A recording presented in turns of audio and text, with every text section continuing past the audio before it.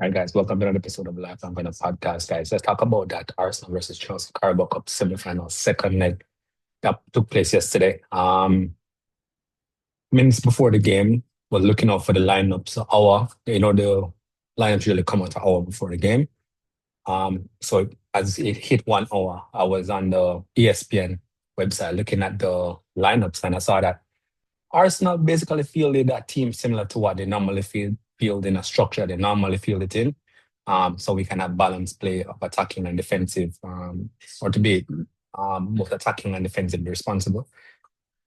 Um, Chelsea, on the other hand, is something that, especially because they needed a goal, was very odd. I found it very odd, very strange. I'm not sure what the general consensus or idea was. It was just mind-boggling. I don't think it made any sense, to be completely honest with you. If you're going into a second leg away from home, why would you play nine defensive players? So the goalkeeper is obviously a defensive player, so we include him in this. And two attackers, two forwards, so two center forwards, and everybody else was either a wing back or central defensive midfielder or a defender, central defender.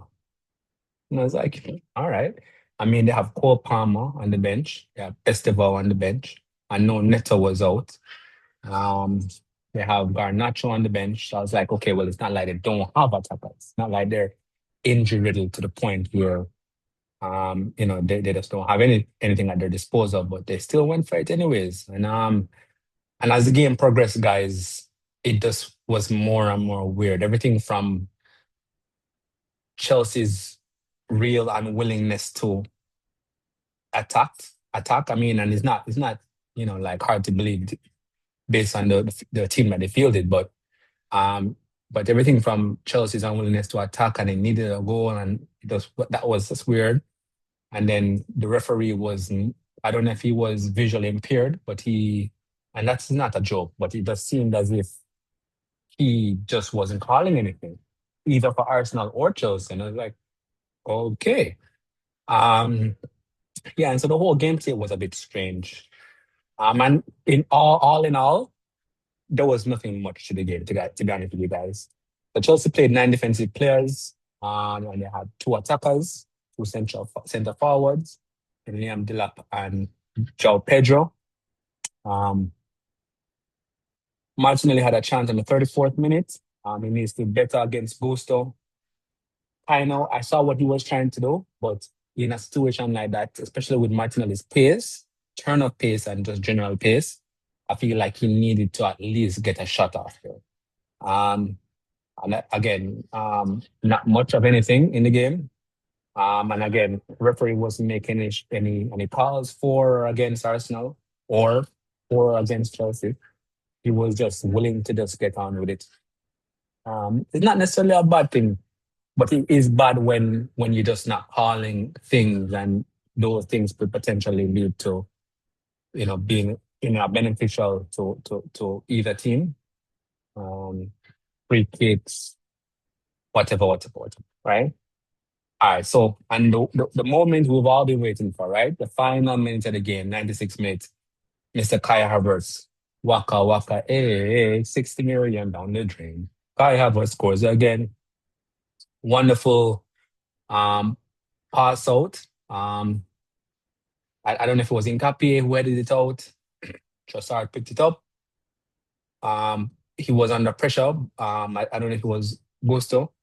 Put the ball through to Declan before um, Gusto could make a challenge.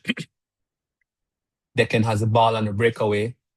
Trevor Chalobah is marking him and is closing down space. Declan Rice on his weaker foot was able to put the ball. And funnily enough, he played the ball off of Chalobah. So Chalobah is credited with the assist. Anyways, ball go through to Havertz. Havertz and Martinelli are there, so one of them were definitely going to get it. And at this point in the 96th minute, there is no way that anybody has the legs to contest either Havertz, who is fresh, and Martinelli, who, generally speaking, is just fast, right? And so Havertz, true Havertz fashion against Chelsea, as usual, puts the ball around Sanchez and slots it away, guys. Amazing, amazing, amazing. 1-0 at the Emirates. All right, so um, guys, there's nothing more to say. There's nothing more to say. So we have Sunderland in the weekend Premier League. So we're in the finals of the Carabao Cup.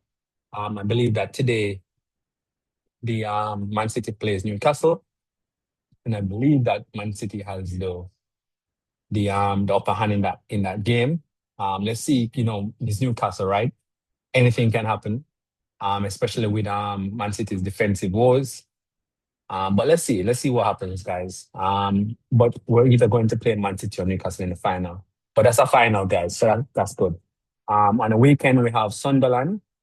So I'm going to do my regular predicted lineup, and I might do a game preview for that. So look out for that, guys. All right, guys. Peace and love.